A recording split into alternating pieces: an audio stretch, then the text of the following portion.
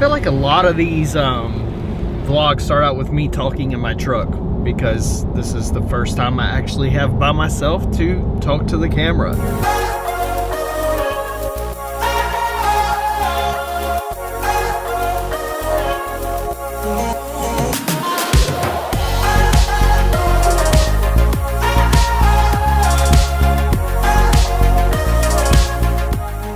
Today is going to be a great day. Hopefully it works out. I don't know if it is going to work out, but hopefully it does. I plan on interviewing my friend who's a wedding planner. We became friends through the wedding business, and she recommends me for, she says, almost all her weddings. I don't know if she's telling the truth. We'll find out today. But that's the plan, is to meet with her and to just give some tips about how to work with a wedding planner. What does she look for in a vendor? What does she look for in a photographer? What does she look for in a caterer? Just anything that she can give as a tip to help you book more events.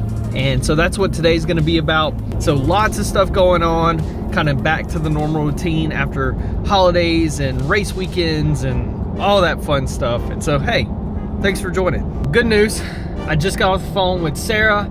She is set to talk to us on the vlog today about what does she look for in a wedding videographer. And I'm gonna ask her a question that's gonna say, what is the one thing that I do as a wedding cinematographer that drives you nuts as a wedding planner? And we'll see what she has to say. I didn't even plan for these questions. And the awesome news is we're going to do this at another local wedding filmmaker. Dakota Harp with Harp Films is gonna allow us to use his office space to do this interview because it looks like it's gonna rain and we were gonna do it outside. So good stuff. First, I'm gonna get some lunch with my wife, Kayla. Here we go, the 7th most unsafest bridge in the United States, the I-10 bridge. We're going over it.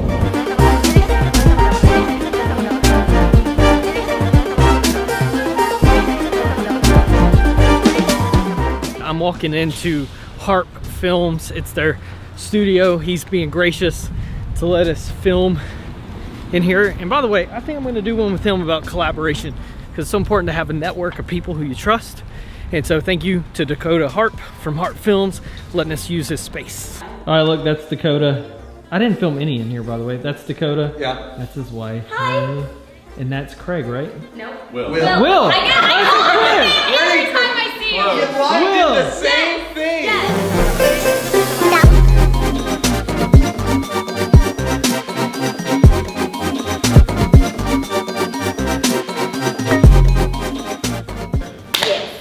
All right, so this is my friend Sarah. She's been a wedding planner for how long? Since 2012. 2012, she's been a wedding planner.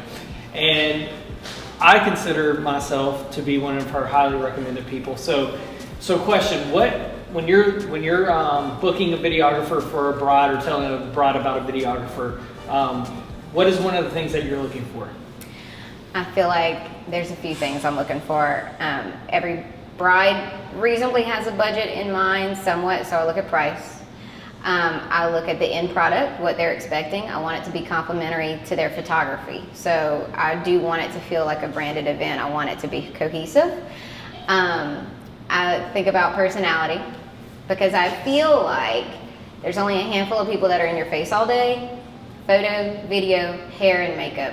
If they're not team players, if they're not fun, if they're not advocates for the bride and cheering you on, then you've got the wrong personality on your hands. And Brady's all of those things. Yay! So, yay! And we're here at Harp Films, and so Dakota is the other person we recommend for wedding films. And so what is something, what's a common trait that me and Dakota have with Harp Films of why you recommend us? What do you think it is? It's team player.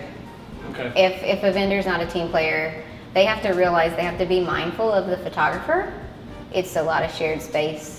Right. We're working in venues that have very strict rules a lot of the time, so I want them to be mindful that they're a guest in these people's buildings. And I feel like just in terms of role following, being a team player, good personality, you and Dakota easy to share work this. with. Very easy to work with. Okay. Mm-hmm. Now here's the question. Uh-oh. What is the one thing that because we've probably done, I feel like 50 weddings together. Like we've done a lot of weddings together. So what is one thing that I do that drives you nuts, that you do not like? That I don't She did like. not know I was asking this question. I didn't know he was going to ask this question. Okay. And I you don't, can hurt my feelings too. Okay. Well, no, I don't like this because I feel like you're robbing from yourself on this part. He gives us X amount of hours. You buy a package. It's X amount of hours. I know when to expect you. I know when you're going to leave. He know what you're gonna say. he always shows up early. So, okay, that's not to say that the client doesn't benefit. Right. Because he does this, it's totally selfish. He wants to weave together a story that makes sense, and he needs content for that. He needs time. That's right. And so he may tell a client, okay, your package is this, but he gets there like an hour early. So I'm not saying that that's a disservice to the client. I'm saying it's just, he's being extra, and he's doing That's it right. out of his own pocket. So Because he has to pay his second shooter extra time. Okay, so let's see one of the text messages from you.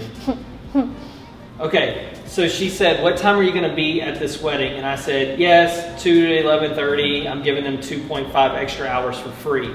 She said, in all caps, stop doing that. But this was a past client, and so normally I'm pretty strict on my Had both time. the sisters, yeah. I had both the sisters, and so it was my gift to them. And so if you're watching this, I didn't give you free hours. I apologize. I love it because the client does win at the end. There's nothing Right. that you do that the client doesn't win at the end. Right. But at a certain point, you do have to take care of You have to. your time. Absolutely. Your time is valuable, and I want you to know your time is valuable. So I do feel like thank that's you. one thing that I just want to. Thank you. And so whenever a bride says, should I get a video person, what do you say? Yes. Duh. So they should cut photography before they cut video. For sure. No. For sure. All right, anything else, Sarah? That's it. That's it. All right, Yeah. I'm gonna actually make her a film. Maybe Dakota can help me with it. We need to make you a film. Oh, that would be Dakota, so you want to help us with fun. that? Yeah, I'm on it. All right, see, he's on it. Awesome. So we're gonna make her a film promoting her wedding planning because we like working with her. She's really easy to work with.